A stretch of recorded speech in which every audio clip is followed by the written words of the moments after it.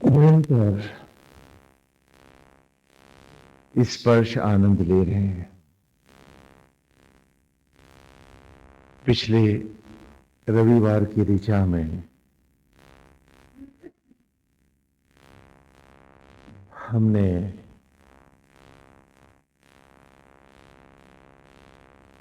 वेद की इस ऋचा का रहस्य जाना कि देव यंतो यथा मतिमच्छा विदत वसुम गिरा महामनुषत श्रुता, कि आत्मवत हो गया जो देव के जैसा ही, आत्मा के जैसा ही ढल गया जो मतिम अच्छा, और जिसकी मति अच्छा माने निर्मल हुई आत्मा में ही व्याप्त होकर विदद वसुम गिरा, जिसकी विद्वता में संपूर्ण इंद्रियों की चेष्टाओं में, अग्नियों में, कर्म की अग्नियों में तथा वाणी में एक आत्मा ही विराज गई, जिसकी महामनुषत श्रुतम, वेद कहते हैं संपूर्ण श्रुतियों का मानना है कि ऐसा व्यक्ति ही संपूर्ण कामनाओं को पूर्ण करने वाले, जो कालों के भी महाकाल महामनु अर्थात अनंत परमेश्वर हैं, उनको प्राप्त हो। और इस ऋचा में हमने विस्तार से अपने व्यवहारिक जीवन को पढ़ा।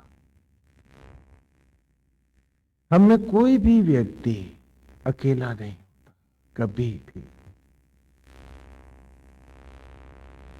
हमारे साथ हमेशा एक भीड़ रहती है,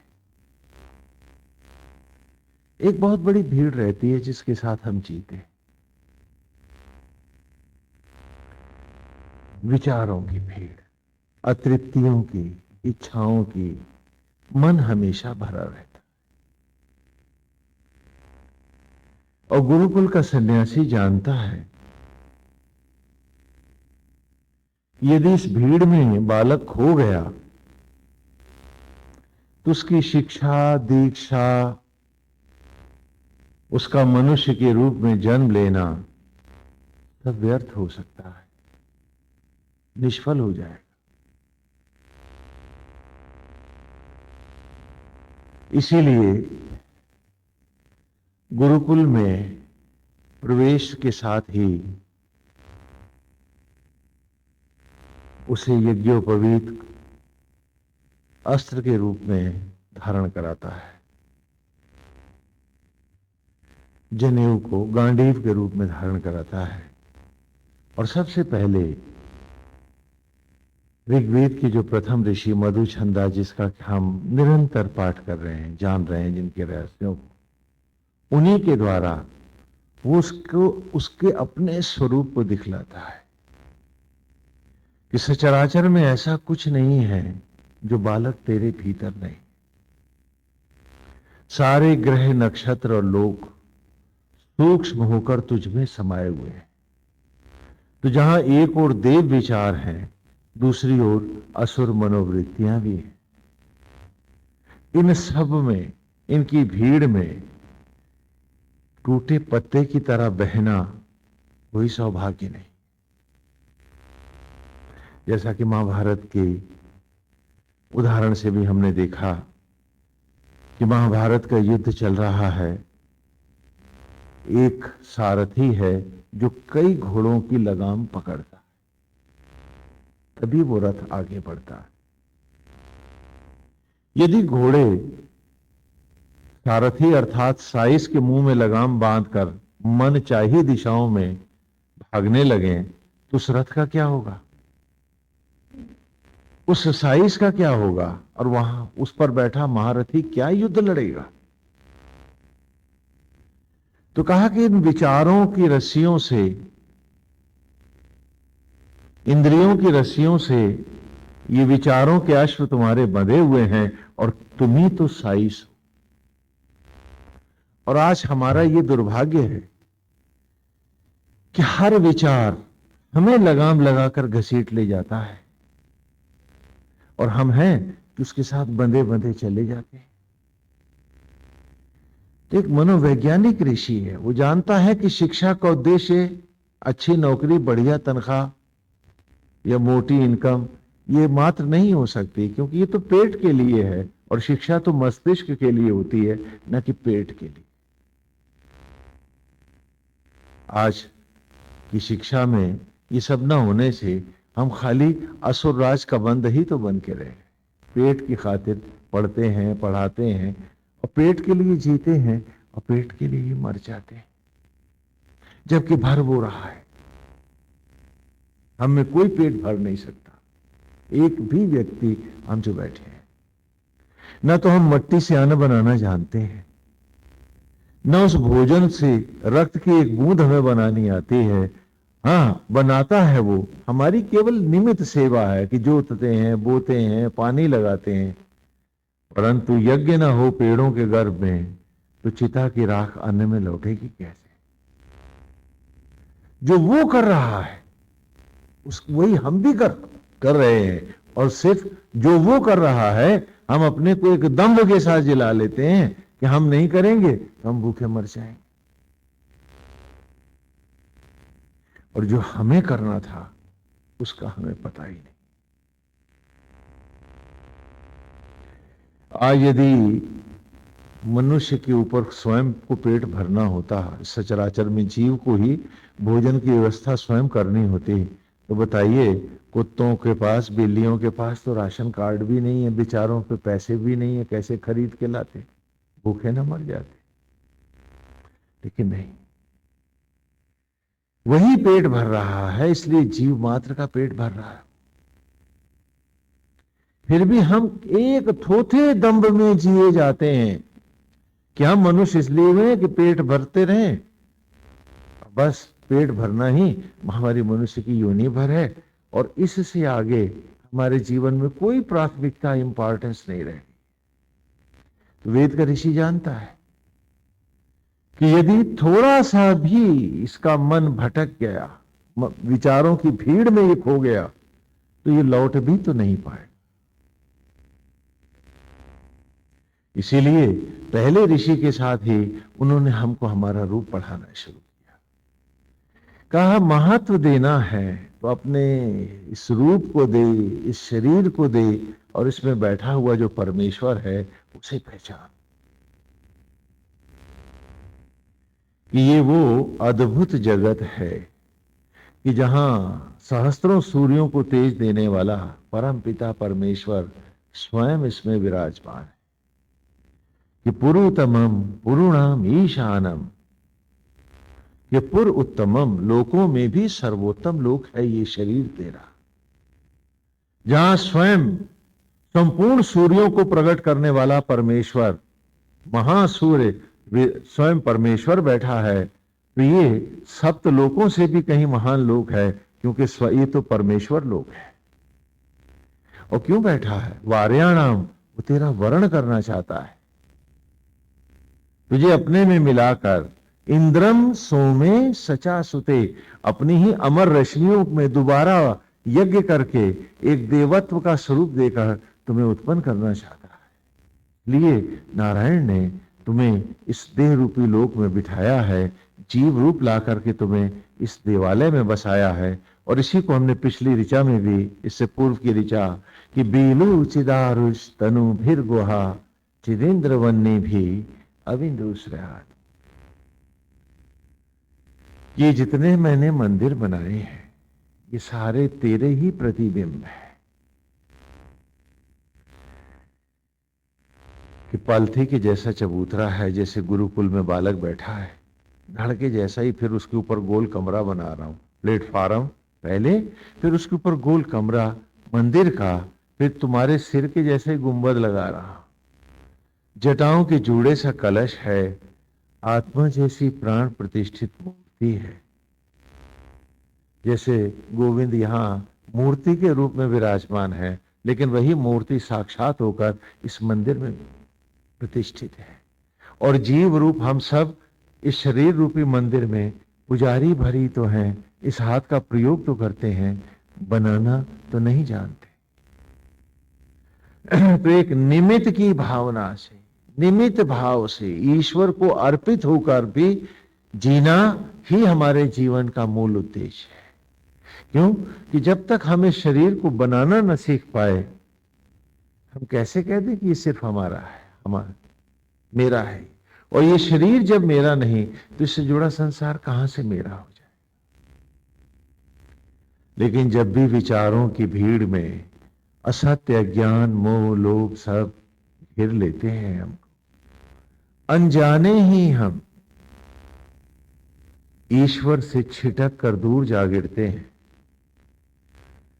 तो पेड़ से टूट गया पत्ता इस विचार को नियंत्रण में लाएगा।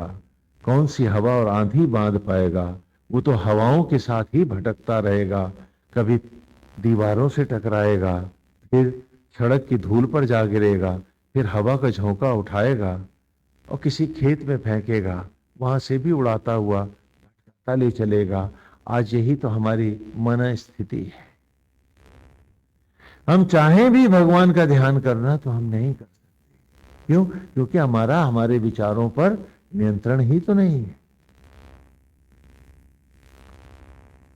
और जब नियंत्रण खो जाते हैं तो फिर नए नए वाद और वितंडावाद भी पैदा होते हैं। हाँ, फिर नए तरह के स्कूल आते हैं कि क्या कि विचारों को रोको मत।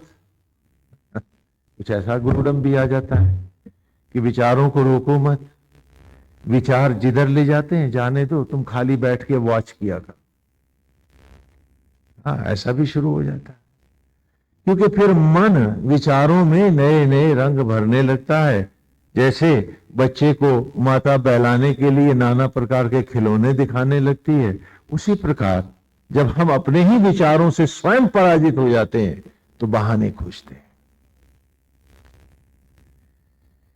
वेद ने हमारे मन को एक व्यापक जगत के रूप में हमारे सामने कि तुमको कभी लगता है कि तुम घर में अकेले हो, लेकिन इस शरीर रूपी घर में तो तुम सदा भीड़ में ही रहे हो। विचारों की, कल्पनाओं की, अतृप्तियों की, इच्छाओं की, और वो विचार अच्छे भी रहे हैं, वो विचार बुरे भी रहे। इन सब विचारों का निरोध करना, उसको एकाग्रता से एक सुंदर ज्योतिर्मय सुखद परमेश्वर की कल्पना पर ले जाकर स्थिर कर देने का नाम साधना है। और विचार तब मानो सद गए जब ये निरंतर उस रूप में ही समाये रहे।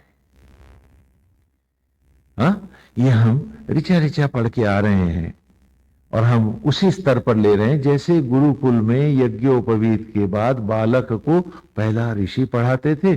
उसी स्तर पर हम वेद की इन ऋचाओं को पढ़ रहे हैं। इसी को नाना लीला ग्रंथों की कथाओं के माध्यम से भी दिखलाते थे कि भगवान की लीलाएं जो है वस्तुतः बच्चों को पढ़ाने के लिए है कि मन को कैसे एकाग्र करें, एक एक विषय को कैसे पराजित करें। भगवान श्री राम की कथा में भी हमने देखा कि जब तक विश्वामित्र नहीं आते तब तक ताड़का भी नहीं मारी जाती। श्री राम की कथा में राम का जानकी से मिलन भी नहीं होता है, अर्थात जीव और आत्मा का ये द्वैत तब तक अद्वैत नहीं हो सकता जब तक विश्वामित्र ना आए। विश्वामित्र का अर्थ भी हमने जाना, विश्वस्य मित्रा, कि जो प्राणी मात्र को, विश्व माने संसार जगत, और मित्र माने दोस्त, हाँ, कि जो सारे संसार के प्रति मित्र भाव में उतर आया है, जो प्राणी मात्र को अर्पित होकर जी रहा है, जो सब में नारायण भाव रख के जी रहा है, तो जब तक सबकी सेवा करने का भाव विश्वामित्र नहीं आएगा, ताड़का का वध भी नहीं होगा। कि जब भगवान श्री राम और लक्ष्मण को लेकर विश्वामित्र जी चले हैं तो मार्ग में एक राक्षसी मिली है। उसका नाम क्या है? तो विश्वामित्र जी कहते हैं कि इसे मारो। ये वस्तुतः एक गंधर्व कन्या है ताड़का, परंतु श्रापवश अभिशप्त होकर के ये महाराक्षसी बन गई। नहीं समझे? ताड़का से क्या दिखा रहे हैं नारायण कि दूसरों को ताड़ना, सताना, दुख देना, पीड़ा देना, दूसरों को अपमानित करना, दूसरों को नीचा दिखाना, इस मनोवृत्ति का नाम क्या होगा? ताड़ना देने वाली मनोवृत्ति को हम राम की लीला में क्या कहेंगे?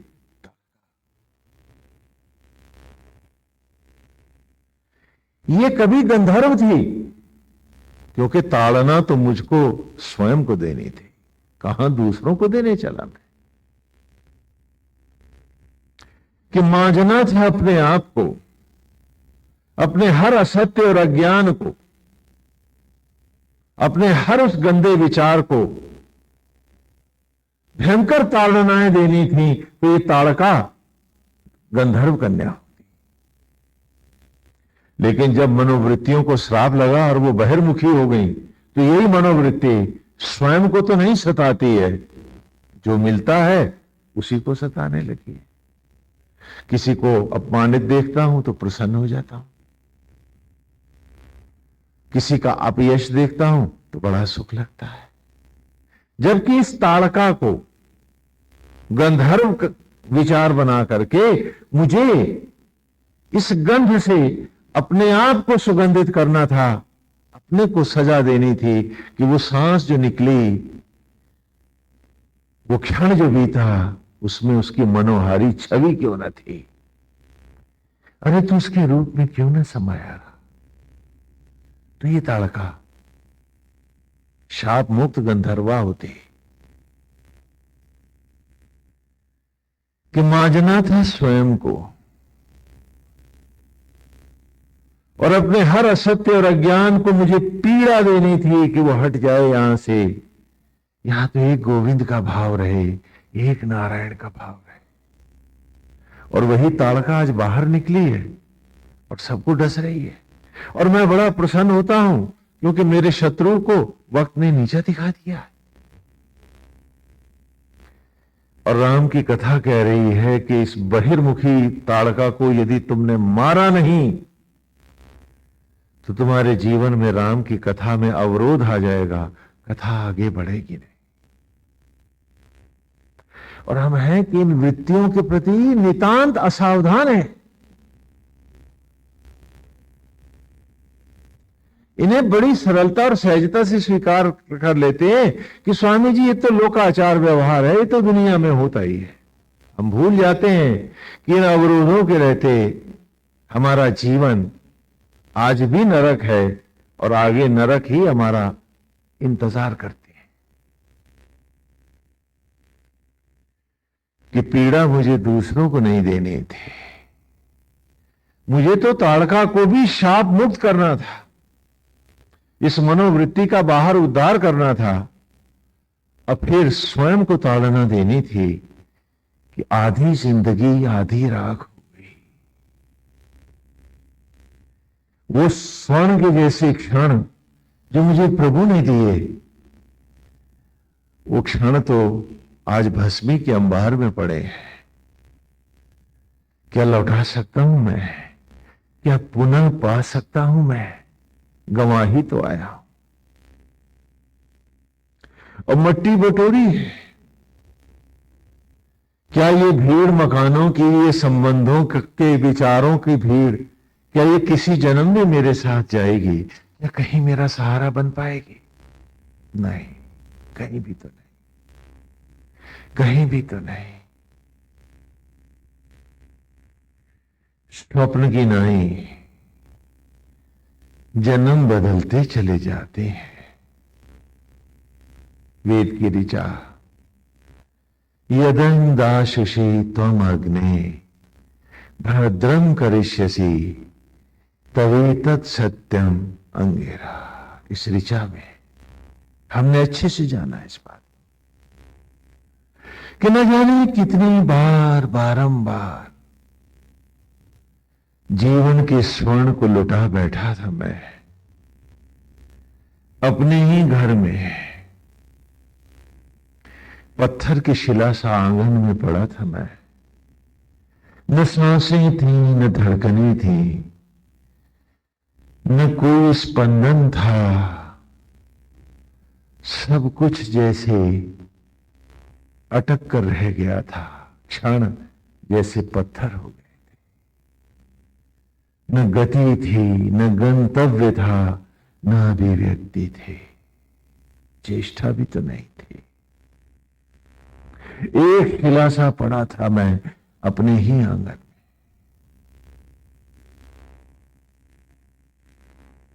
आज मेरा घर न था। आज मेरा परिवार न था। वो पौत्र जो मेरी गोद में खेलता था, आज उसकी मां उसको उठा के कमरे में ले गई है और अपने पति से, मेरे बेटे से कह रही है इसे जल्दी से उठा के ले जाओ, कहीं छोटा देख के डर ना जाए। अचानक सब कुछ बदल गया था। क्या वो सब सपना था? यदि स्वप्न नहीं था तो अचानक बदल क्यों गया था? और क्या मैं स्वप्न को ही सत्य मानकर, यथार्थ मानकर जिया था?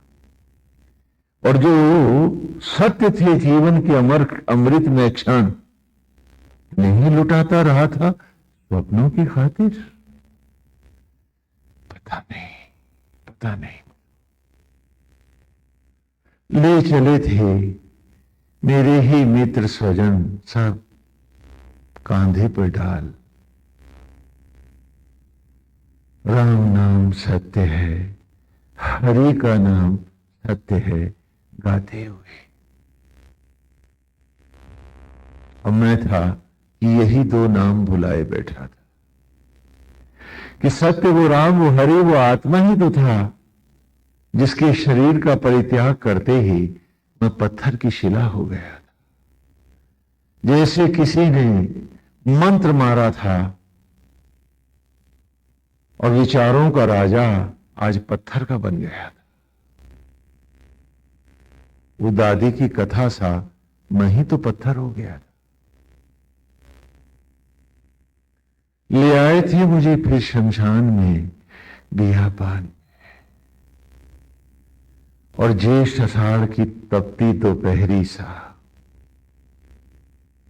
झुलसने वाली गर्म लपटों सा मैं भी तुच्छिता की लकड़ियों पर धू धू कर जला था और भस्मी के कणों में छितरा गया था। वो सब जो पहले देख रहा था स्वप्न मात्र बनकर रह गया था। और वो सारे मित्र और स्वजन मेरे अपनी परछाइयों को लंबा करते, सरों को झुकाए, उदास चेहरे लिए लौट गए थे। सांझ अंधेरों में ढल रही थी। बियाबान में मैं अकेला भटक। अब विचारों की भीड़ भी न थी, चाहत भी न थी, वो कल्पनाएं भी तो न थी। सचमुच अकेला तो मैं अब हुआ था। वरना कौन सा क्षण था जब मैं अकेला था? अकेला तो अब हुआ। और तब ये वेद की ऋचा ही तो उन पेड़ों में गूंजी थी, यदंदाशुषित, कि हे आत्मा, हे यज्ञ, हे परमेश्वर, यत अंग, जिस अंग को धरा के, धरती के, भस्मी के अंबार को, मेरे तन को दाशुषि जलाते हो, यज्ञ करते हो, त्वम अग्नि, तुम ही अग्नि, हे आत्मा, हे ईश्वर, भद्रम करिष्यसि, उन्हीं कणों का कल्याण होता है। तवेत आपकी ही तत्व सत्यम प्रकृति का, जिस पेड़ की आप आत्मा हो, ये भस्मी के कण उसी का अंग बन जाते हैं और यूं हम पुनः लौट आते हैं। वो राख राख नहीं रहती, पेड़ की जड़ें खींचती हैं। परमेश्वर आत्मा होकर पौधों में यज्ञ करता है, हम लौट आते हैं। फिर उसी को जब एक दंपत्ति भोजन के स्वरूप में ग्रहण करते हैं तो उनका आत्मा यदंग यत अंग, जिस अंग को, अन्न आदि को, भोजन को, इस प्रकृति के अंग को दाह से जलाता है, यज्ञ करता है, भद्रम करिष्यसि, उसी भोजन का, अन्न का कल्याण करता है, तवेत, है ना, उस शरीर की ही सत्यम प्रकृति का वो अंग बन जाता है। रक्त मांस के कणों में, हाँ, ज्योतियों में, तेज में, मज्जा में लौटता, गर्भ में शिशु का रूप ले लेता है। और यूं मैं एक बार फिर पिछले सारे जीवन को स्वप्न मात्र भुलाता, पुनः किसी के आंगन में शिशु बन प्रकट हो जाता। यही तो आवागमन है, यही तो आवागमन है। तो अपने ही पड़ोसी के घर में जन्म लिया है। और अभी एक जो बड़ी बूढ़ी सी औरत आई है, उसने गोद में खिला करके दूसरी बूढ़ी से कहा है कि तुम्हारा पौत्र तो बड़ा सुंदर है। अरे, क्या ये पहचानती नहीं कि मैं पति हूं इसका? ये विधवा क्यों बनी है?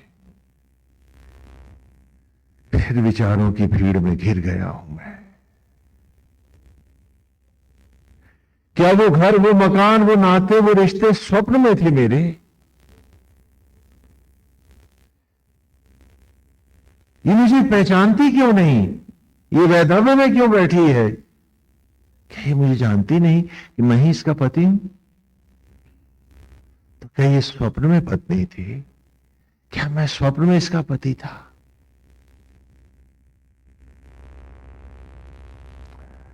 और क्या इन्हीं स्वप्नों की खातिर ही मैंने आत्मा के सत्य और यथार्थ को गंवाया था?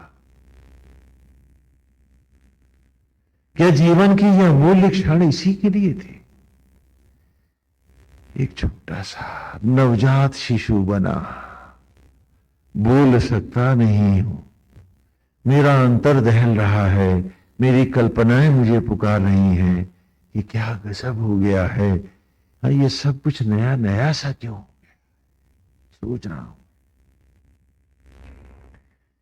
समय के साथ घुटनों चलता हूं, लड़खड़ाता हूं, गिरता हूं, आंगन से दहलीज तक आता हूं, फिर ड्योढ़ियां पार करता चला जाता हूं, जीवन की भी और आंगन की भी। समय पंख लगाए उड़ता रहता है, बढ़ा हुआ।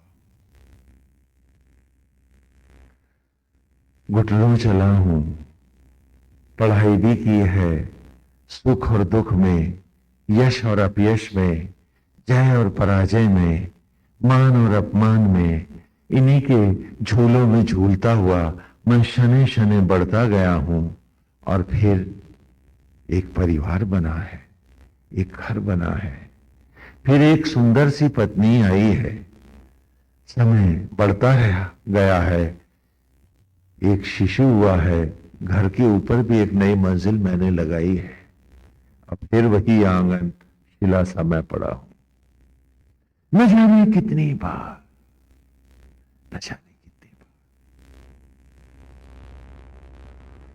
भीड़ में अपने ही विचारों की खो जाता हूं मैं।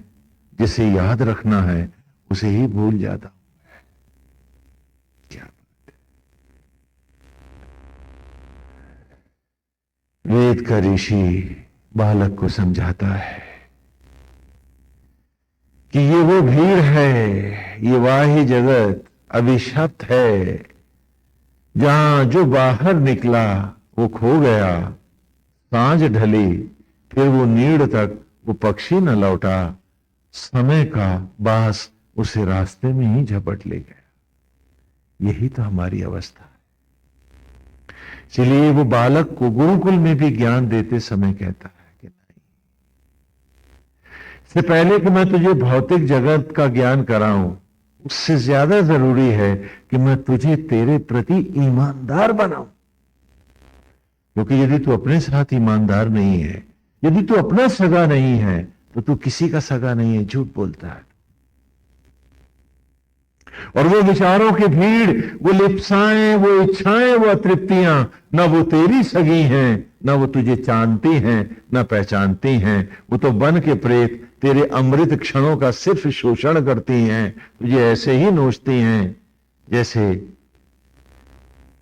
किसी भी पशु को कीट नोचते हैं, जिन्हें तू चाहत समझा है, जिन्हें तू जरूरत समझा है, ये वो इंसेक्ट्स हैं कि जो तेरे वक्त का, उम्र का लहू पिए जाते हैं और तू कुछ नहीं पाता। महाभारत में भी इसी को बड़े सुंदर ढंग से आपके पास हम लाते हैं कि जहां अंधा काल वक्त धृतराष्ट्र है, धृ धातु है, धृत माने पकड़ना जकड़ना, राष्ट्र भूमंडल, भूमंडलों को पकड़ने जकड़ने वाला अंधा राजा कौन? वक्त, समय ही तो धृतराष्ट्र है। और आंखों पर पट्टी बांधने वाली हमारी मनोवृत्ति ही तो गांधारी है। और इसी गांधारी से कि 101 संतानें हैं, 100 बेटे हैं और एक बेटी है। ये कौन है? वो एक मांस के लोथड़े से उत्पन्न होते हैं। गांधारी के एक लंप उत्पन्न होता है। तो ये सर रूपी, ये मस्तिष्क रूपी जो हमारे सबके कंधों पे खड़ा है, इस एक मांस के लोथड़े से पैदा होने वाली अनगिनत अतृप्तियां और इच्छाएं ही तो धार्तराष्ट्र हैं, कौरव हैं। सारा महाभारत देख लेते हैं, सीरियल भी देख लेते हैं, नहीं पढ़ पाते हैं तो ऋषि की जो सत्य है, जिस उद्देश्य से इस महाकाव्य की कल्पना भगवान वेद व्यास ने करी है, वो रहस्य ही तो नहीं पाते हैं।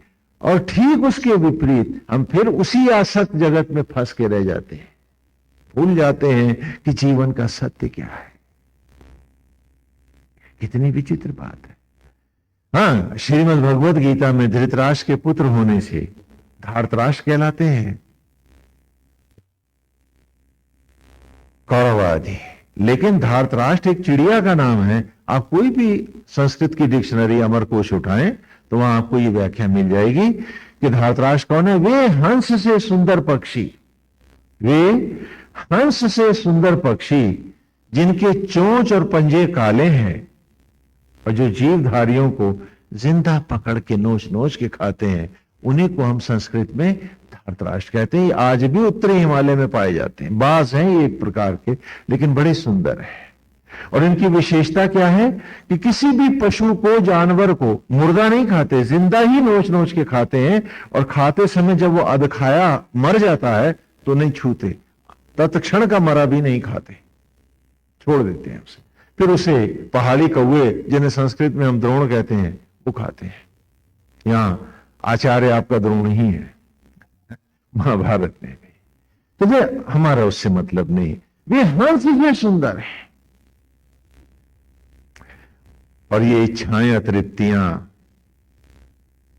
मकान, सामान, पत्नी, बच्चों की ये कल्पना, अगर ये हंस सी सुंदर न होती तो आप सब इसमें फंसते काहे को?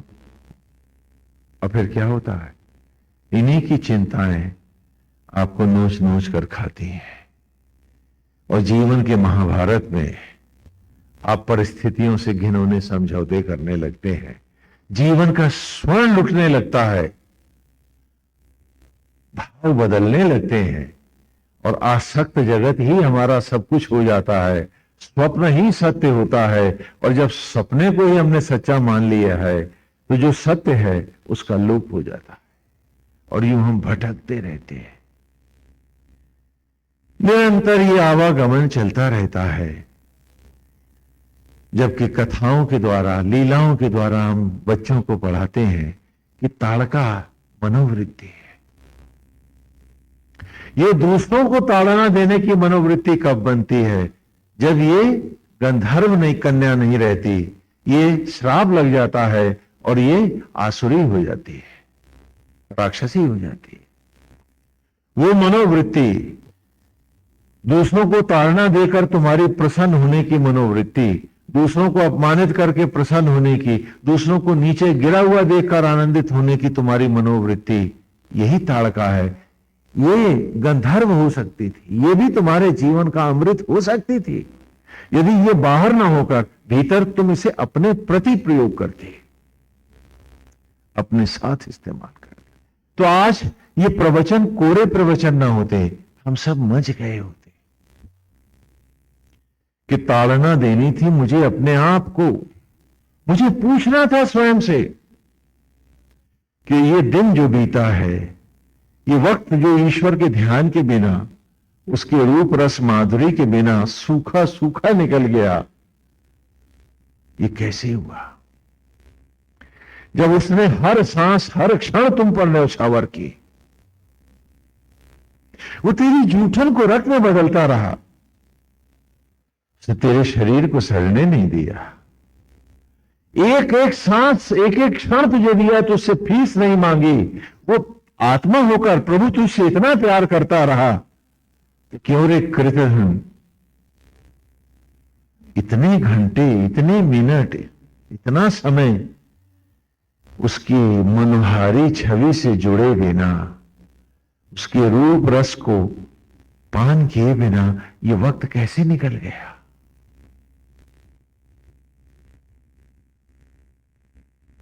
वो इतना प्यार दे रहा तुझे परमेश्वर होकर, और तू फिर भी उसे भुला पाया इतनी देर? तब ये ताड़का आसुरी नहीं, गंधर्व कन्या होती। तुम्हारे जीवन के विषयों को ताड़ना देकर अलग करते और तुम्हारे जीवन को अमृत में बनाते। जिन्हें आप कोरी कथा और भक्ति में पढ़ रहे हो, इन्हें बड़ी गंभीरता से गुरुकुल में छोटे छोटे बच्चे पढ़ते थे, अभ्यास करते थे और उनके जीवन अमृतमय हो जाते थे। कि ये मनोवृत्तियां, ये सत्य जिसने अपना नहीं पाया उसने जग भी नहीं पाया। इसीलिए ऋग्वेद के आरंभ में ही हर ऋषि के साथ हम आपको पढ़ाते चले आ रहे हैं और वही ऋचाएं अंतर ही में झूमती जा रही हैं। और आप देखेंगे कि धीरे धीरे चारों वेद भी जब हम पढ़ जाएंगे, बात हमसे सिर्फ हमारी होगी। और आश्चर्य है कि हमें फुर्सत नहीं है अपने पास होने की, क्योंकि विचारों, चाहतों और इच्छाओं की भीड़ में हम सिर्फ आसक्त जगत के घोरों पर बैठे हुए हैं और सुगंधियों की कल्पना कर रहे हैं। क्या विचित्र कर रहे हैं। आज हम सोचते हैं कि भाषा न होती तो अभिव्यक्ति न होती। ऐसा भी नहीं है। आज भी सचराचर, मनुष्य से इतर सारे जीव प्राणी बिन बैसाखी बोलते हैं, बिन बैसाखी सुनते और सुनाते हैं। और हम हैं कि हमारे पास बैसाखियों का ही दम है और कुछ नहीं। क्यों? क्योंकि वो अपने अंतर से कटे नहीं हैं, हम अपने अंतर से कट गए हैं। एक उदाहरण देता हूं। आज से करीब 2 सप्ताह पहले, 3 सप्ताह हो गए शायद, रविवार का ही दिन था। प्रवचन के बाद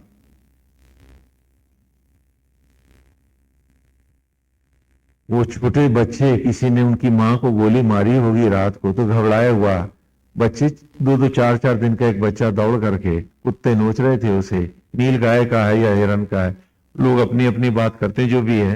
वो आश्रम में आ गया, बहुत डरा हुआ था। आज से पहले जब यहां अच्छे जंगल थे, खेत खलियान थे, कोई बस्ती नहीं थी, और यहां हमारे साथ रिजर्व फॉरेस्ट है, तो हम इन्हीं जानवरों के साथ रहते भी थे। तो किसी भी पशु को कोई भी चोट लगी, कुछ हुआ, तो सीधा आश्रम में आ जाता निर्भय होकर के, और वो हमको अपनी सारी पीड़ा बता लेता था। हम उसका उपचार भी करते थे, चाहे वो भेड़िया हो, कोई भी हो, निर्भय होकर के आते थे।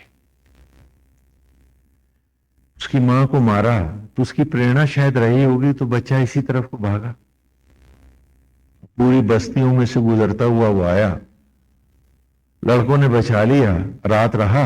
अगले दिन सवेरे झाड़ियों में एक दूसरा फीमेल भी था, उसी बच्चे की शायद बहन है, क्या है, जो भी है, जुड़वाई है शायद, तो उसको भी कुत्ते नोचने जा रहे थे, तो लोगों ने देखा, तो अगले दिन वो भी आ गई। और जब दोनों मिले मौन होकर बैठ गए। रात के वक्त जो फीमेल थी उसका नाम हमने माया रखा है और जो मेल है उसका नाम मोहन है। हाँ, मौन रख दिया है। अब आश्रम में है तो आश्रम परिवार है। तो जो माया थी उसने मोहन से कहा कि तू तो पहले ही भाग आया था ना, मैंने तो देखा है मां कैसे मरी थी। एक लंबी सी काली सी नाल आई थी, धड़ाक हुआ था, मां मर गई थी। तो वो शायद लिपटी रही मां के साथ, और जब मां ने तड़पते हुए उसे भगाया तभी वो दूर भागी, नहीं तो शिकारी उसको भी ले जाते। तो उसे कहने लगी कि हाँ, तो हम लोग उन्हीं लोगों के बीच में, अभी दरवाजा जरा सा खुलेगा ना, धीरे से फाटक खुलेगा, फिर एक काली नली आएगी भीतर, धड़ाक होगी और हम भी मर जाएंगे। तो जो मोहन है वो उठ के माया के आगे बैठ गया और उसने उससे कहा कि तू डर मत, अगर वो नली आएगी तो गोली मेरे को लगेगी, तू भाग जा। तो फिर थोड़ी देर के बाद उससे कहता है कि यहां कोई काली गोली नहीं आएगी, नली नहीं आएगी, यहां एक लड़का आएगा ना, उसके हाथ में एक बर्तन होगा और उसमें दूध होगा। और तभी हमारा राम गोविंद दूध लेके चला गया वहां। अब आप सोचते होंगे कि ये बातें कैसे करते हैं, क्यों हिंदी ये नहीं जानते, अंग्रेजी ये नहीं जानते, तो फिर ये अपने विचारों का आदान प्रदान कैसे करते हैं। तो आज आपको वो भी हम बतला दें कैसे करते हैं ये। और सारा सचराचर एक दूसरे से बात करता है आज भी। ऐसा नहीं है कि सतयुग त्रेता द्वापर में ही आपस में बात होती थी, आज भी होती है, खाली मनुष्य को कट गया है, इस वार्ता में से अलग हटा दिया गया, सिर्फ आदमी को, और किसी ने अलग नहीं किया है, इसकी बहिर्मुखी मनोवृत्तियों ने इसको उस सुंदर भाषा से अलग कर दिया। और बैसाखी भाषा की ना हो तो एक दूसरे को अपना विचार भी नहीं दे सकता, इतना पंगु भी कुदरत से कट के आदमी ने अपने आप को बना लिया है और गर्व करता है, स्वामी जी वो तो 14 भाषाओं का विद्वान है। मैंने कहा अच्छा, बैसाखियों पे इतना गर्व है? यह हाल है। ये आज भी क्योंकि ये अंतर्मुखी है और अधिकतर समय अपने भीतर अपनी आत्मा से ही जुड़े रहते हैं, तो इनकी बोलचाल और अभिव्यक्ति की तस्वीर दिखाता हूं आपको। जो विचार देना होता है तो सबसे पहले उस फीमेल ने वो पूरी घटना अपने कल्पनाओं में उतारी और इंट्यूटिवली उस पूरे इंसिडेंट को, मां को लगती गोली, तड़पती हुई मां, वो तेज रोशनी, वो काली लंबी नाल, वो धड़ाका, उसने मेल को दिखा दिया। यहां कोई भाषा नहीं चाहिए, सारा का सारा दृश्य वो कल्पनाओं से उसके सामने ला रही है। क्या ये भाषा नहीं है?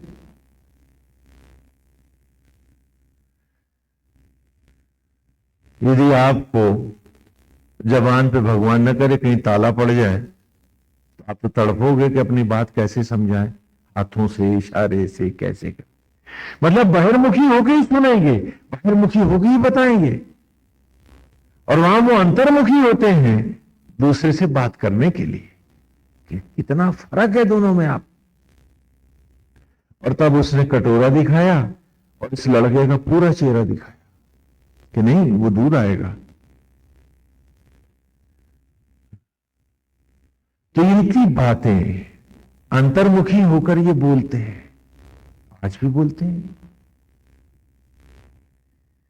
जिन दिनों वो हमारी सुंदरी बंदरिया यहां घुमंतु तो होते ही हैं, वो यहां रह रहे थे, तो अक्सर लोग देखते थे कि स्वामी जी इससे कहिए सेब खाए, तो वो सेब उठाती थी, जो फल का वो उठाते थे। तो लोग समझते थे शायद मैं मुंह से बोलता हूं, नहीं, मैं उनसे उन्हीं की भाषा में बात करता था कि मैं उसको सेब दिखलाता था उसकी कल्पनाओं में उभार करके, इसे खाओ ना, ये मीठा है, सबकी इच्छा है पहले तुम ये खाओ। तो बंदरिया उस सेब को उठा लेती थी, बाकी सारे फल पड़े छोड़ देती। तो अगर ये भाषा ना होती तो ऐसा नहीं कि हमारी और तुम्हारी अभिव्यक्ति ना होती। शायद उस अंतर्मुखी अभिव्यक्ति के स्तरों को बैसाखियों के साथ हमने गंवाया है। हम कहें कि हमने बहुत कुछ पाया है, शायद नहीं कह पाएंगे। और वैसे भी पाठशाला में जो लड़का सबसे कमजोर होता है, अध्यापक का ध्यान उसी पर होता है ना, उसी पे विशेष ध्यान देता है, प्रश्न भी उसी से पूछता है, उसके साथ ज्यादा मेहनत करता है, हाँ, कि कहीं ये लड़का पीछे ही न रह जाए। तो सारी प्रकृति में भगवान जितनी लीलाएं करते हैं मनुष्य को ही पढ़ाने के लिए करते हैं। तो कहीं बताने के लिए काफी नहीं कि प्रकृति की पाठशाला में अब अगर सबसे कोई फिसड्डी रह गया है तो वो आदमी ही है। क्योंकि नारायण पशुओं के लिए लीला नहीं कर रहे हैं, वह आज भी अंतर्मुखी। और वेद का ऋषि वन में ही गुरुकुल बनाता है कि भाषा तो सिखाऊंगा ही, लेकिन उस सुप्रीम लैंग्वेज से जिसमें सचराचर बात करता है वो भी पढ़ाऊंगा तुमको।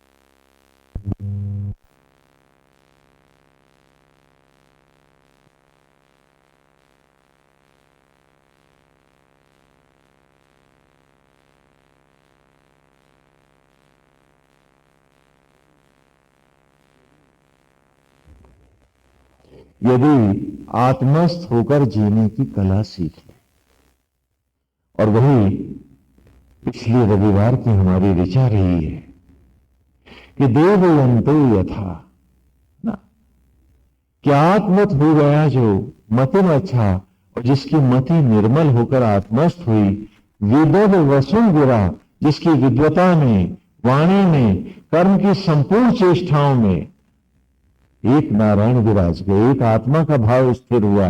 महामनुष्य श्रुतम, श्रुतियां कहती हैं कि वही उस अनंत परमेश्वर को। और इस प्रकार आरंभ से ही हमने सूत को आरंभ किया था कि युञ्जन्तिम ब्रधनम अरुषम चरंतम परितस्थुषा रोचन्ते रोचनाति। कि युञ्जन्तिम, क्या हो आज योग करें, मिल जाए। देख रहे बहिर्मुखी होते ही आपका योगा भी बहिर्मुखी हो गया। कहना स्वामी जी योगा क्या है, ये मुर्गासन, कुक्कुटासन, मयूरासन ये सब लगा लिए, हाँ, सर के बल खड़े हो गए, कहने लगे यही सब योग है। आजकल योगा क्लासेस चलती हैं, आप लोग जाते हैं बहुत लोग। अगर यही सब योग होता तो हम सर्कस के जोकर को क्या कहते, और गांव का नट तो नारायण ना हो जाता।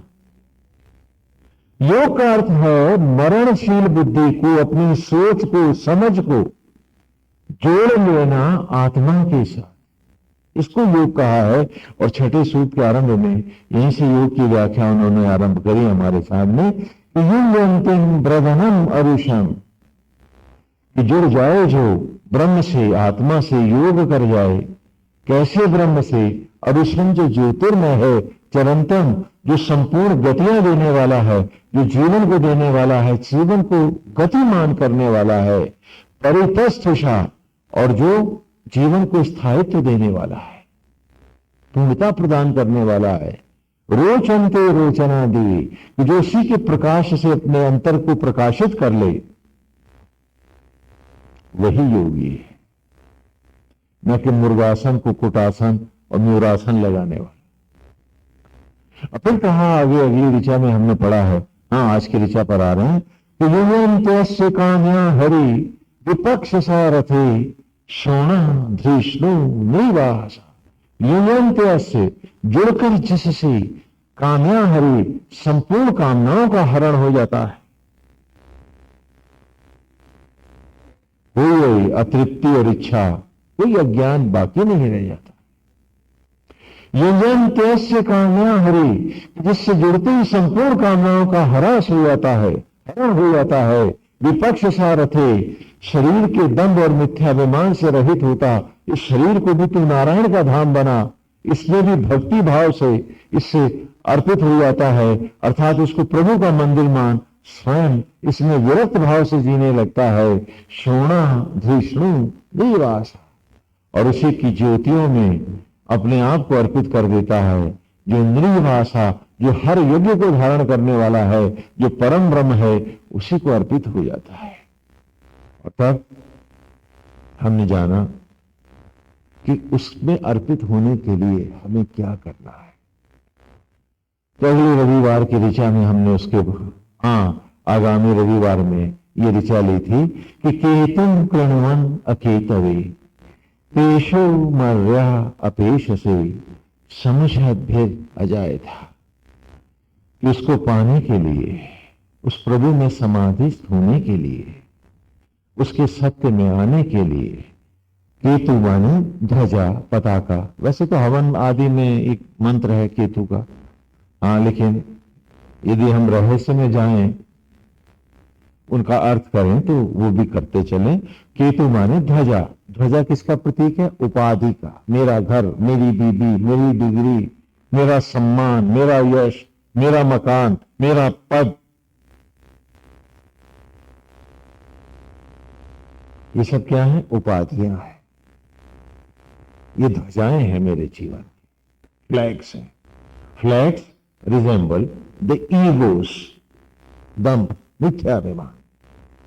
तो कहा कीर्तन पूर्णमन अकेतवे, अरे आज इन उपाधियों को नष्ट कर, जला दे इनको। यह सत्य है, सत्य नहीं है। अकेतव, अकिंचन हो जा।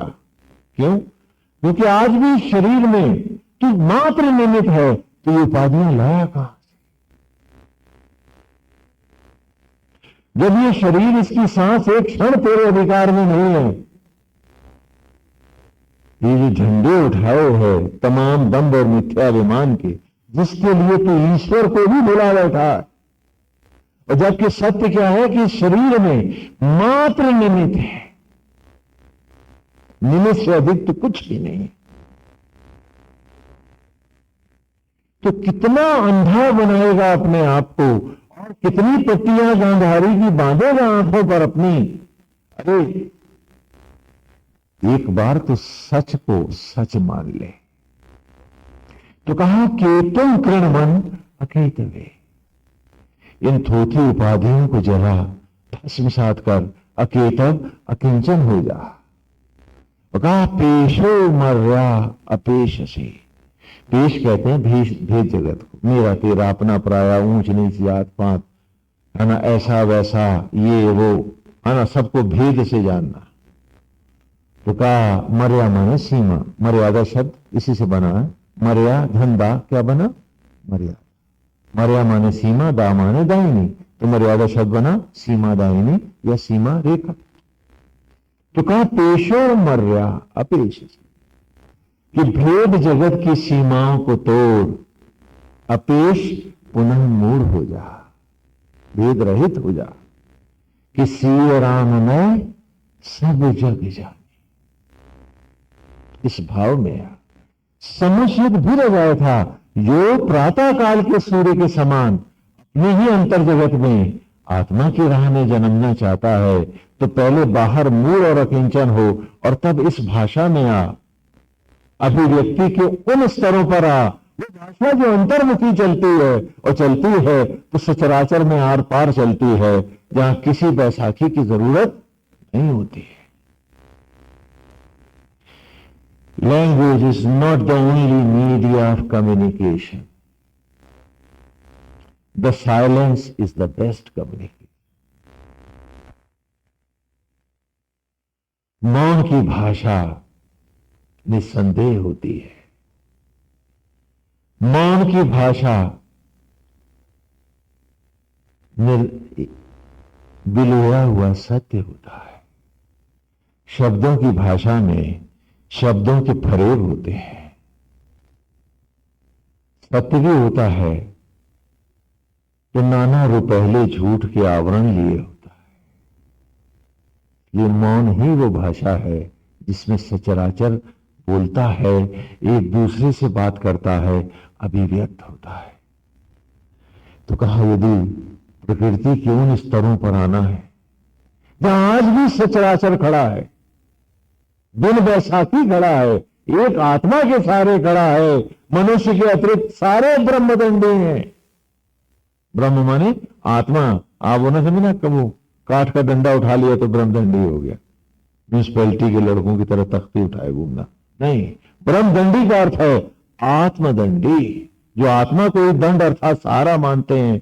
आत्मा ही जिनकी अभिव्यक्ति है, आत्मा ही जिनका जीवन है, आत्मा ही जिनकी राह है, आत्मा ही जिनका सर्वस्व है।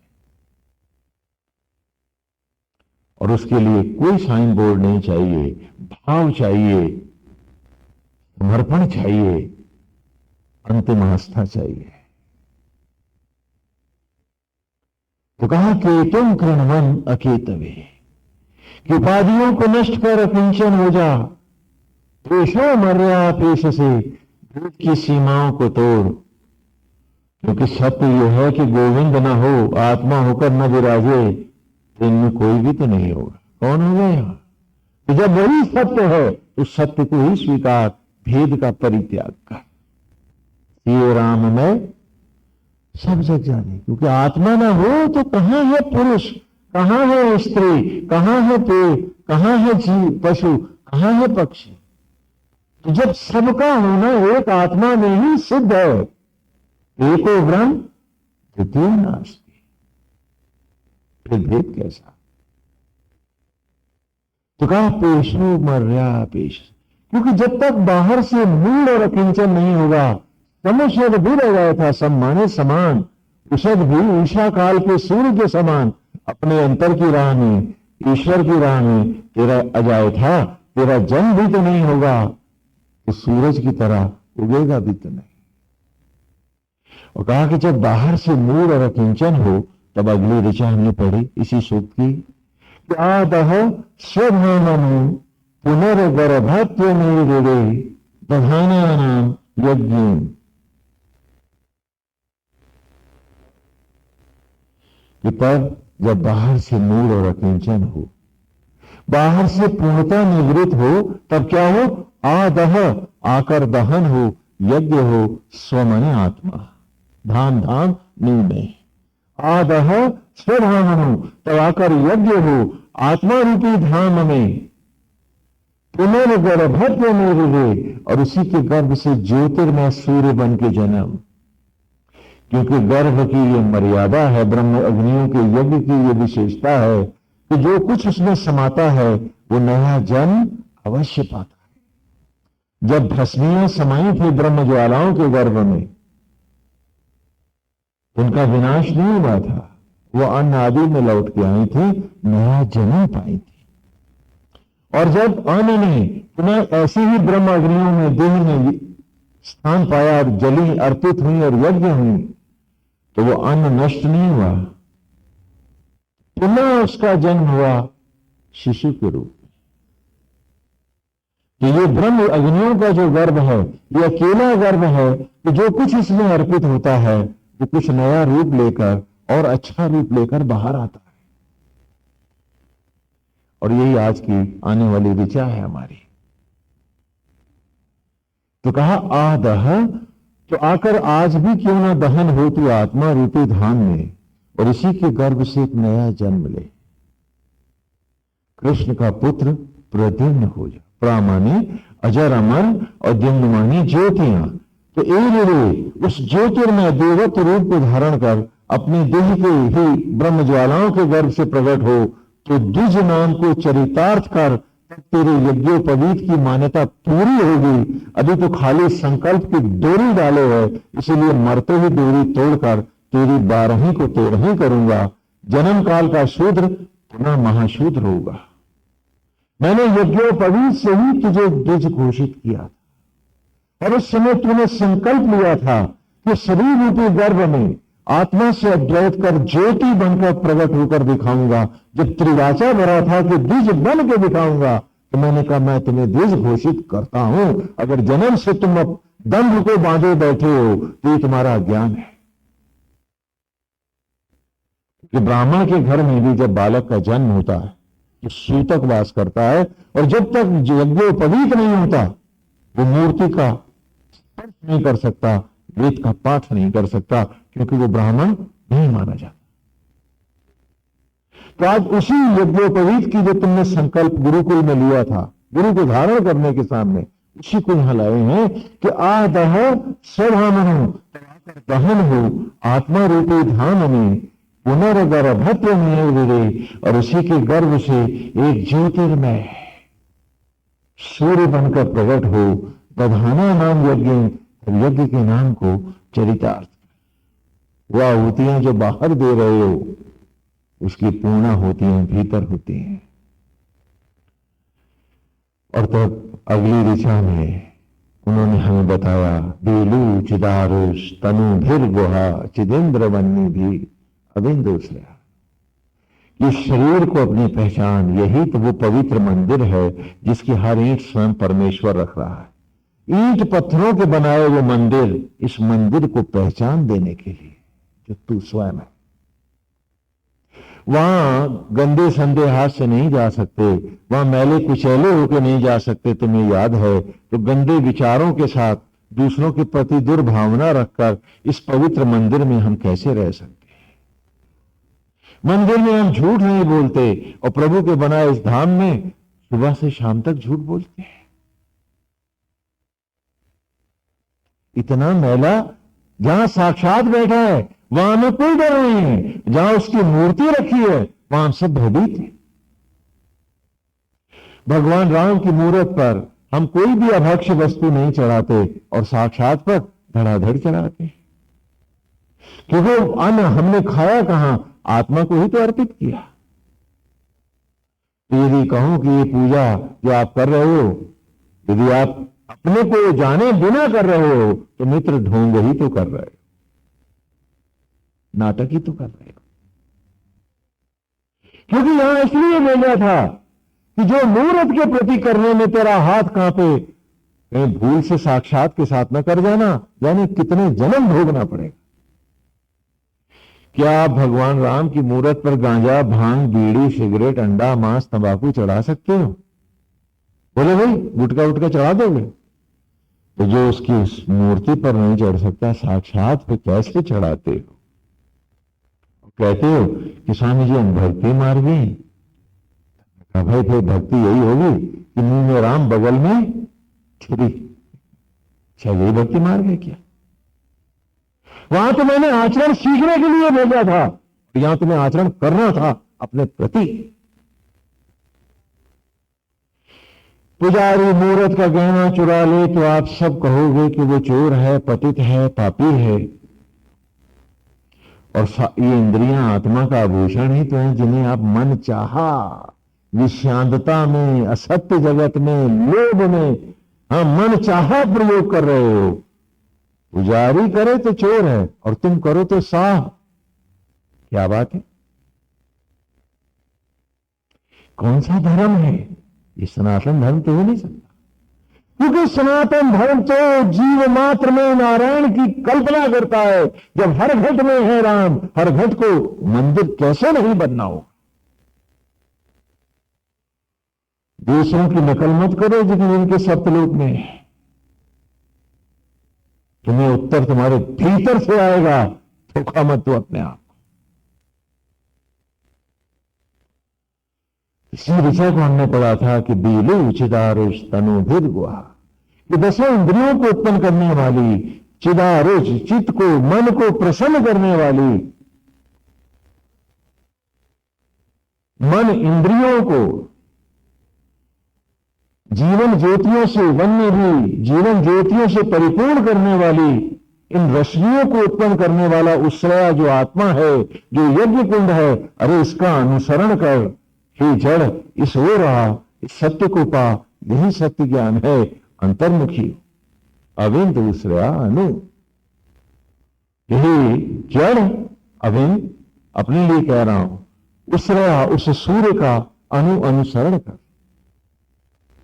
और तब पिछले रविवार की ऋचा में हमने लिया था कि देवयंतो यथा मतिम अच्छा विदद वसुंधरा महामनुषत श्रुता, कि देवयंतो यथा, देव माने आत्मा ईश्वर, देववत हो गया जो, यथा ईश्वर के जैसा ही हुआ जो। सनातन धर्म ईश्वर की पूजा में आस्था नहीं रखता, ये भी बड़ी विचित्र बात है।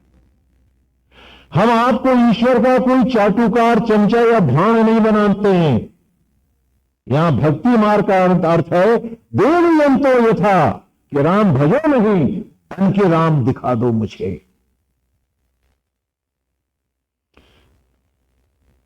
क्योंकि भजना पूर्ण आस्था नहीं है। यदि तुम उसको प्यार करते हो, तुम कहते हो कि तुम उसमें भक्त हो, तो वही आचरण दिखाओ, वही व्यवहार दिखाओ, वही चरित्र लाओ, तो भक्त हो। इसलिए धर्म पूजाओं में नहीं आस्था रखता। वो कहता है कि मैं राम भजाता नहीं, राम बनाता हूं हर बालक गुरुकुल में। तो कहा देवयंतो यथा, ये कोरे भाणों का काम नहीं है। देवयंतो यथा, धोखा मत दो अपने आप, कि आत्मवच हो गया जो, अर्थात राममय हो गया, राम ही हो गया जो, मति अच्छा, और जिसकी मति सुमति बनी, अच्छा निर्मल हुई, विदर वसुंधरा, कि जो आचरण में व्यवहार में श्री राम को अपना आराध्य को ही अपना उद्देश्य मानता है, और उसी शील का, उसी चरित्र का, उसी मर्यादा का जीवन में धारण करता है, वही भक्त है, बाकी ठगत है। वो गुलामी वाली बातें भूल जाओ कि उनकी जूठन को लिए घूमते थे तुम, क्योंकि यहां भगवत भगत की कोई बात ही नहीं है। जो उसके अनुरूप नहीं है वो उसका भक्त ही नहीं। तो कहा देवयंतो यथा मतिल अच्छा विदद वसुन गिरा, कि कर्म की, इंद्रियों की संपूर्ण चेष्टा रूपी अग्नियों में, विद्वता में, वाणी में जो एक श्री राम हो गया, महामनुष्य श्रुतम, उसी ने उस श्री राम तत्व को पाया, वही राम में हुआ, वही राम का हुआ। खाली भजन गाने वाले को, भाई आपके घर लड़का हुआ, ढोलक लेके आ गए, सब गाने, लल्ला हुआ है, तो क्या करोगे आप? लल्ला उनको दे दोगे? अरे इनाम इनाम दे के भगा ना दोगे? तो राम भी तो तुम्हें इनाम दे के भगा ही ना देगा। मेरा आचरण नहीं है इसमें। वो खाली ढोलक लेके गाने वाले आ गए हैं, दो भाई इनको जो मांगते हैं दे दो, क्या क्या मांगते हैं दे दो, पैसा फेंको और घर से बाहर भगाओ इनको, हाल तुम्हारा होगा।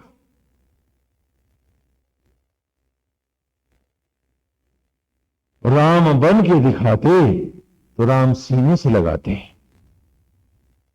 अब गाओगे तो बख्शीश मिल जाएगी, चले जाओ। और तुम्हारा गाना और बख्शीश दोनों बराबर, अब न डेबिट न क्रेडिट, कुछ है ही नहीं बाकी, पीछे रहा क्या?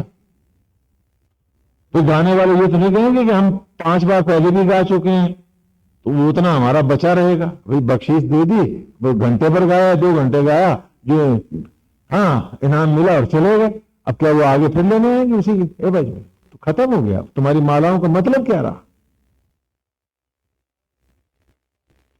सिवाय अपने को धोखा देने के और बाकी क्या बचा था? और आज की ऋचा में आए, आज की ऋचा खोलने, इंद्रियों संग ही द्रक्ष से संजमानो अभिभिषा मंदू समान वर्चसा। इंद्रियों संग ही द्रक्ष, कि खाली भजन गाने से भी कुछ होगा? क्योंकि जो आत्मा को अर्पित नहीं हुआ, जो यज्ञ ही नहीं हुआ, उसका जन्म कैसे होगा?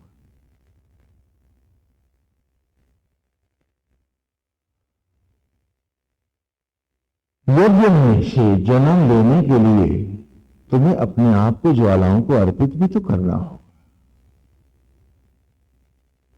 जो मिटेगा नहीं वो उठेगा कैसे? वो पाएगा क्या?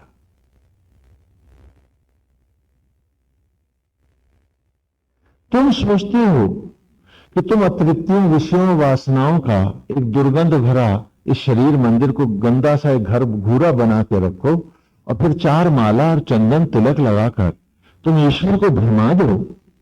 वेद पूछता है कि क्या ये सच होगा?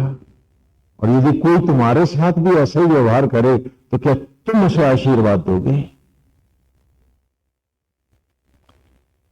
तुम कहोगे ना ढोंग कर रहा है, तो वो विधाता जो भीतर बैठ के तुम्हें देख रहा है वो क्या कहेगा? इंद्रेण संगही वृक्ष से, क्योंकि जब वो ब्रह्म ज्वालाओं का के साथ योग करने के लिए, उसमें निचोड़ने के लिए संयजमानो, आचार्य, उपाचार्य और यजमान तीनों के साथ मिलकर के जब यज्ञ हुआ तो अभिभूषा, पानी में भी आग लगी और सीपी में भी मोती जन्मा।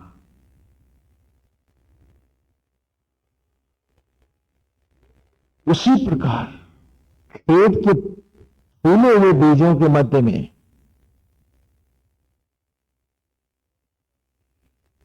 जब ब्रह्म ज्वालाएं प्रज्वलित हुई, पानी में गीले बीजों के मध्य में जो फूले हुए थे वहां भी आग लगी थी और वहां आत्मा आचार्य था, प्राण उपाचार्य था और यजमान जब अर्पित हुआ था उन ज्वालाओं को भस्मी के कणों में, तभी तो अन्न में लौटा था। वो अन्न जो सबका भोजन और तृप्ति बना था। यही तो प्रकृति का नियम है। तो खाली आहुतियां बहा दे करके तुम कौन सा मोक्ष पा जाओगे? कौन सा पुण्य लाभ कर लोगे?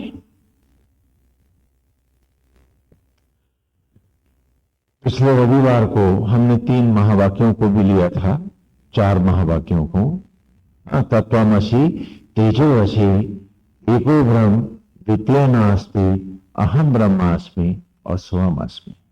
पहला है धारणा, दूसरा ध्यान, तीसरा समाधि, चौथा यज्ञ, 5वां योग। ये 5 महावाक्य।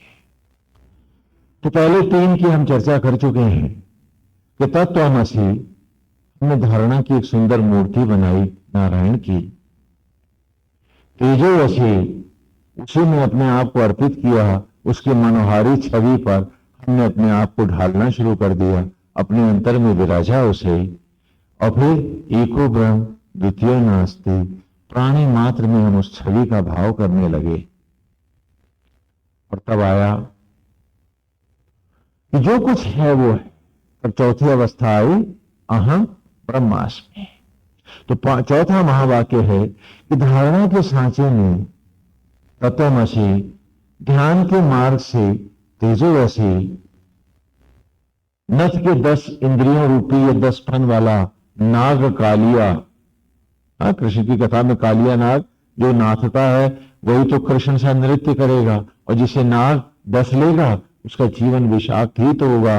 और ये 10 इंद्रियां ही 10 फन वाला कालिया नाग है जो हमको समय के विष में बांध देता है और अमर आत्मा से अलग कर देता है। तो नथ के 10 इंद्रियों वाला नाग कालिया वो समाधि में करने लगा तन रूपी सामग्री को ब्रह्म ज्वालाओं में यज्ञ होकर, शरीर सामग्री यज्ञ ब्रह्म ज्वालाओं में धारणा के सांचे में ढलने लगी, जन्मने लगी। मेरे ही शरीर में मैं पुत्र बन जन्मने लगा। भजता रहा था जिसे कल तक आराध्य रूप श्री राम के रूप में, श्री कृष्ण के रूप में, नारायण के रूप में, भोले भंडारी के रूप में, जिस भी रूप में मैंने जो भी सांचा लिया था, लिया तो अपनी कल्पनाओं में था। मूर्त भले बाहर रही, नारायण के भीतर के। हाँ, तो भजता रहा था जिन्हें कल तक आराध्य रूप, आज उसी सांचे में ढल तद्रूप अद्वैत रूप जन्म ले रहा हूं। तो प्रसव की पीड़ा है ये, प्रसव का आनंद है, मेरे ही शरीर में जन्म ले रहा हूं। तो यहां हमें जाना था कि बाहर के हवन में सामग्री को यज्ञ करते हुए बालकों को हम पढ़ाते हैं, जैसे यहां ये अन्न यज्ञ हो रहा है, उसी प्रकार आत्मा भी जब इसी अन्न को यज्ञ करता है तो तुम्हें शिशु का रूप प्रदान करता है। इसलिए बाहर के अन्न में, बाहर के असत्य को, ज्ञान को, लोभ को, मोह को, काव को, हाँ, और ये सारी दुष्ट मनोवृत्तियों को आहुतियों देकर जला दो, बाहर से मूल और अकिंचन हो, और तब भीतर स्वयं जलने को आओ। तो आदह स्वधाम। और आज ये 5वां महावाक्य है इसी ऋचा के साथ। इंद्रेण संगहु रक्षसे, ब्रह्म ज्वालाओं के साथ जो आत्मा को और प्राणों को अर्पित होकर, उन्हीं में समाधिस्थ होकर जिसने अपना सर्वस्व अर्पित किया, संजग मानो अभिभूषा, वही मोती से जन्म पाया, ज्योति का जन्म पाया, मंदु समान वर्चसा, कि वो मनुष्य परमानंद को देने वाले उस देवत्व को पाया, ज्योति के स्वरूप में प्रकट हुआ और नित्य ज्योति हो गया। यही 5वां महावाक्य है। आज उसको यहां मैं आपसे स्पष्ट कर दूं कि 5वें महावाक्य में, वैसे तो हम इनको बार बार दोहराएंगे क्योंकि वेद इन्हीं 5 महावाक्यों पर चारों वेद चलते हैं। ये 5 महावाक्य ही हमारे जीवन का मूल उद्देश्य है। वो कहें कि संपूर्ण जीवन है हमारा। तत्वमसि, तत् माने तुम, ऐसे तुम असी हो। क्या ये धारणा की मूर्ति? ये मंदिर जैसे तूने बनाया, वो मंदिर वैसे मैंने बनाया। या तू मुझे बना रहा है, वहां मैं अपने आप को ढाल के बनाऊंगा। ये धारणा की एक मूर्ति यहां से भीतर ले आऊंगा। और इस प्रकार धारणा की बात ध्यान में आया कि धारणा के सांचे में, ध्यान के मार्ग से मैं ढूंढने चला तुमको भीतर अपने, तब देखा दिव्य जगमग ज्योतिर्मय स्वरूप तुम्हारा, तेजो ऐसी, तेजो ऐसी। आप तेज हैं, मात्र तेज है। और इस प्रकार जब नारायण को मैंने अपने भीतर विराज लिया, मनसा वाचा कर्मणा, उनको ही अपना इष्ट मान लिया। इष्ट का अर्थ को पूजा से नहीं होता। इष्ट का मतलब जिसे हम डुप्लीकेट करते हैं, जो हमारे सब कॉन्शियस में, कॉन्शियस में, सुप्रा कॉन्शियस में, हर लेवल पर जो हमारे ऊपर छाया रहता है, और हम अपने आप को उसी का रूप बना करके जीते हैं। जैसे एक उदाहरण दे रहा हूं आपको कि आपका बच्चा है, हर बच्चा अपने मां बाप पे गर्व करता है, वो पोजेस करता है मां बाप। और जब भी मां बाप का व्यक्तित्व टूटता है तो उसे लगता है वो अनाथ हो गया है, तो वो नई पर्सनैलिटी खोजता है जिसको वो कॉपी करे, तो गली के गुंडे को मान बैठता। क्योंकि कॉपी इज अवर नेचर, और वेद का वैज्ञानिक जानता है इस बात को। तो कहता है अगर इसे कॉपी ही करानी है तो परम पिता परमेश्वर को ही कॉपी क्यों ना करा दूं, कि जिससे दाएं बाएं किसी को कॉपी ना करे, दुर्गुणों को देखकर ये भी दुर्गुणी ना हो जाए, और जीवन के उस सत्य को पाए और उस सदगुण तक चला जाए, सहज ही वो रास्ता पा जाए। इसका नाम साधना है। एको ब्रह्म, तो यहां तेजो असी का अर्थ ये नहीं है कि खाली उनका रूप देख लिया, माला फेर लिया, जय जय कर लिया, नहीं, उसको फुल्ली हमें अपने जीवन में कॉपी करना है। जब भी हम किसी चीज से प्रभावित होते हैं अनजाने, हम चाहे बूढ़े हैं, जवान हैं, बच्चे हैं, इमेटीरियल, हम अनजाने ही उसको कॉपी करने लगते हैं। जो वाक्य हमें पसंद आ जाता है हम उसे बोलने लगते हैं, जो शेर हमें पसंद आ जाता है उसको हम सुनाने लगते हैं। नहीं करते क्या कॉपी? तो ऐसी पूजा और भक्ति किस बात की जहां नारायण की कोई कॉपी ही ना आई, कोई आचरण ही ना आया, कोई व्यवहार ही ना आया।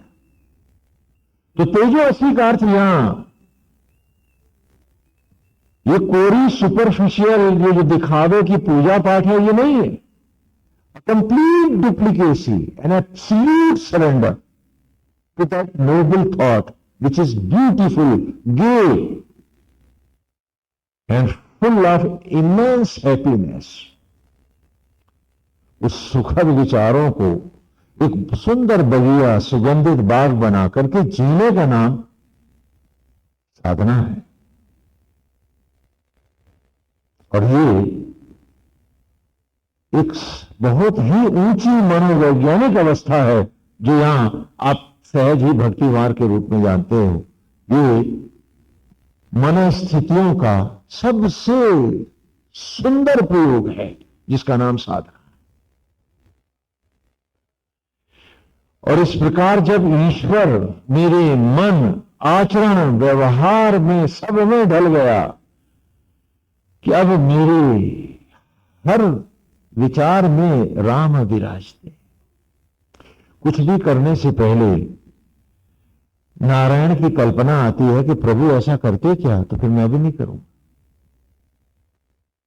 जब इतनी कॉपिंग आ जाए तो समझना कि हां भक्ति मार्गी हो गए। और जब उनसे हटकर भी जीने की बात आए तो समझ लेना भक्त तो हो आसक्त जगत के, दिखावा है श्री राम का।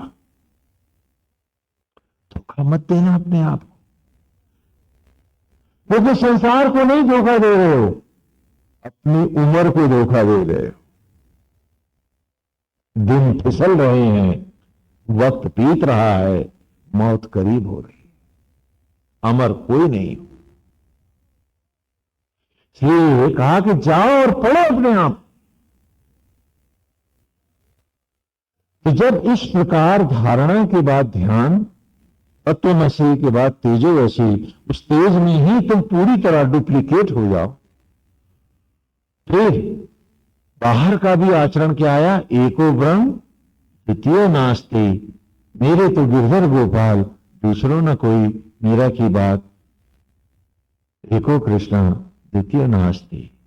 तब उसी आराध्य का भाव करके, इसीलिए हम लीला कथाओं में भगवान के सारे जीवन की सारी लीलाओं की कथाओं को सुनाते हैं, जिससे कि हमारा भक्त, हमारा बालक जीवन के हर कोने में, हर परिस्थिति में जो खड़ा है, वो राम के चरित्र को भी हर परिस्थिति में हम उसे पढ़ा दें। वो बच्चे थे तो, वो युवा थे तो, उनका राजा होकर क्या, सब पढ़ा दे, कि जिससे वो मेरा क्या धर्म है उसे वो, यदि राम ऐसा होते तो कैसा करते, वो ऐसी कल्पना भी कर सके और सही निर्णय ले सके। इसीलिए ईश्वर को हम एक श्लोक को, अथवा यूं कहूं एक शब्द को हमें पूरी कथा में देते हैं, so that you can easily duplicate yourself under all the circumstances। हर परिस्थितियों में जहां खड़े हैं, राजा हैं, रंक हैं, पति हैं, पिता हैं, पुत्र हैं, कहां कहां मेरा क्या धर्म है। और यदि मैं राम का भक्त हूं तो राम की मर्यादा, राम का रूप मेरे सामने रहे कि नारायण कैसा करेंगे तो मैं भी ऐसे ही करूं, उनके विपरीत न जाऊं, नहीं तो अपराध हो जाएगा। यहां भक्ति से वेद की ये कल्पना है। और तब सब में उसी का भाव रखते हुए प्राणी मात्र के प्रति ईश्वर बन के, ईश्वर शब्द मैंने आपको पहले भी बताया था, पिछली बार भी, कि ईश्वर शब्द कोई दंभ अथवा मिथ्याभिमान का शब्द नहीं है। इसमें ईश्वर शब्द ऐश्वर्य से बना, जो प्राणी मात्र को ऐश्वर्य दे, स्वयं को भुलाकर उसे क्या कहते हैं? ईश्वर। भगवान ने आत्मा होकर भस्मी को अन्न में लौटाया, लेकिन सम्मान नहीं लिया। पेट तो आप भर रहे हो अपने परिवार का, और आत्मा होकर उसी ने भोजन को शिशु के रूप में लौटाया, लेकिन ये कभी नहीं कहा कि मैं पिता हूं, आप ही मम्मी पापा बने हो। तो जो प्राणी मात्र को ऐश्वर्य दे, स्वयं को भी बुलाकर, उसे क्या कहते हैं? ईश्वर। तो राम के भक्त राम ही जैसे ईश्वर बनते, अर्थात प्राणी मात्र को अर्पित होकर दिखाते हैं। विनम्रता की मूर्ति होते हैं वो। ईश्वर शब्द दंभ का नहीं, विनम्रता का, प्राणी मात्र को सुखद जीवन देने के भाव का नाम ईश्वर। और तब आज की ऋचा है कि इंद्रेण संगहि द्रक्षसे संयोग मानो अभिवेशा मंदे समान वर्च। पांचवें महावाक्य में आए हम कि तुमने देखा अंडे का जल। हाँ, पांचवा महावाक्य यहीं से शुरू होता है वेद में कि अंडे में खोल है और पानी है, वहां कोई सांचा नहीं है। यहां चोंच बनेगी तो यहां पंख बनेंगे, तो यहां पैर बनेंगे। तो तुमने देखा अंडे का जल, खोल और पानी। तुमने देखा अंडे का जल धारणा के सांचे में, ध्यान के मार्ग से तत्वमसि तेजोमसि समाधिस्थ होता, एको ब्रह्म द्वितीय नास्ति।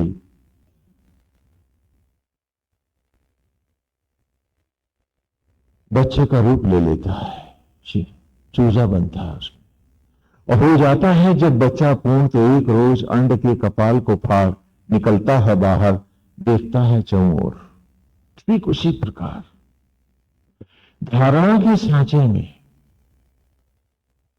तत्वमसि, ध्यान के मार्ग से तेजोमसि, नथ के 10 इंद्रियों रूपी 10 फन वाला काल नाग कालिया हो समाधिस्थ, एको ब्रह्म द्वितीय नास्ति।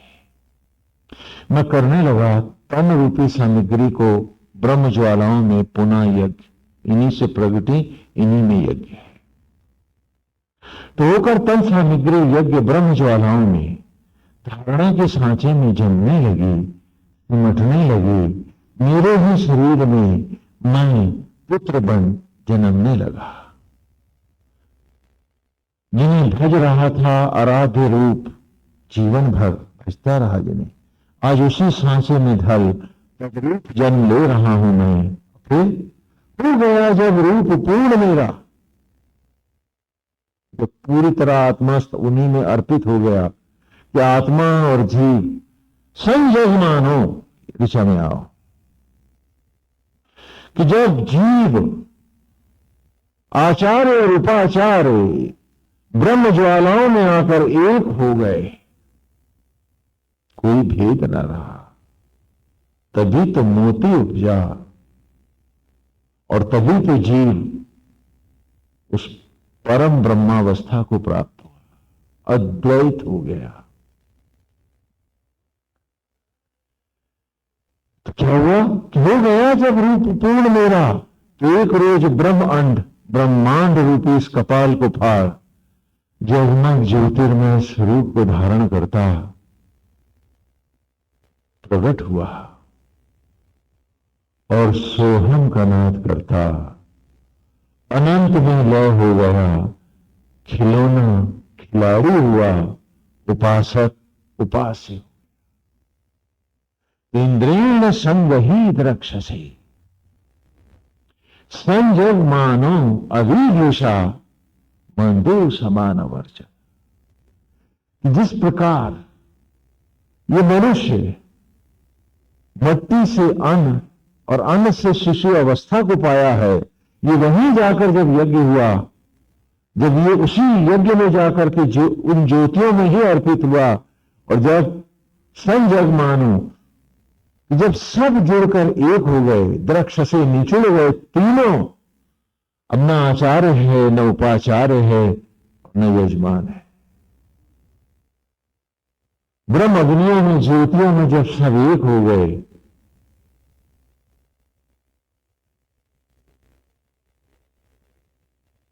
योग का एक आपको उदाहरण दिया था ना, फिर से देते हैं क्योंकि वो इसको यहां स्पष्ट करेगा कि कैसे वो मोती से जन्म होगा ज्योतिर्मय, उसी को दिखाते हैं। कल्पना करें कि मेरे पास 3 तरह की गुड़ियां हैं, खिलौने। एक पत्थर की गुड़िया है, एक कपड़े की बनी हुई गुड़िया है, और तीसरी एक शुगर की, चीनी की गुड़िया है। सबसे पहले मैंने पत्थर की गुड़िया को पानी में डाला। आपसे पूछता हूं, बताइए क्या योग हुआ है? तो उत्तर मिलेगा नहीं। ये जल में डूबी है, लेकिन योग नहीं हुआ है। जब निकाला तो गुड़िया तो पत्थर की, योग हुआ कहां? वो भक्ति कोई भक्ति नहीं है जिसमें तू अपना न पाप छोड़ पाया, न गंदे विचार छोड़ पाया, न सड़ा हुआ स्वभाव छोड़ पाया, पत्थर की शिला सा तू गया। सिया राम जय राम जय जय राम, क्या मतलब? फिर मैंने कपड़े की गुड़िया डाली, वो जल में डूबी, जल उसमें समाया भी, लेकिन क्या योग हुआ? योग नहीं हुआ। गुड़िया जल में व्याप्त हुई, जल गुड़िया में भी व्याप्त हुआ, लेकिन योग नहीं हुआ है। निकाल के बाहर रखा, धूप लगी, पानी हो गया, गुड़िया फिर कपड़े की। ये भक्ति भी कहा, कोई भक्ति नहीं, अपूर्ण भक्ति है ये, कि स्वभाव गुड़िया का वही रहा, कुछ बदला ही नहीं, तो योग कहां हुआ? अब बताओ, हमने चीनी की गुड़िया पानी में डाली, निकाला तो क्या निकला? तो भूल गई। बोलो, चीनी समझते ना, शुगर। निकाला तो क्या निकला? गुड़िया तो पानी में घुल गई। यहां क्या है? योग हो गया।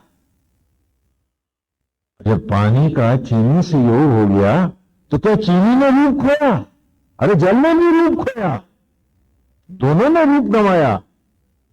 क्या बना? दोनों का जब योग हुआ तो यौगिक क्या कहलाया? पानी, ये शरबत। हाँ, इंद्रेण संवही द्रक्षसे संयमानो अभिभूषा बंधु समान वर्चसा।